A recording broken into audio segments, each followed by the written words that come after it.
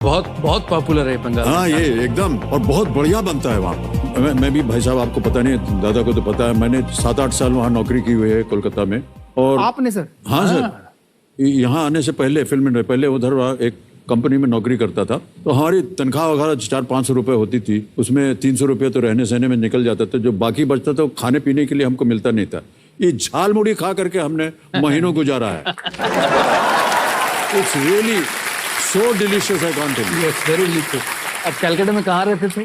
Sir, कौन सी ऐसी जगह है जहाँ कोलकाता में नहीं रहा मैं, क्योंकि 1 महीने के बाद उधर किराया नहीं दे पाते तो निकाल देते थे।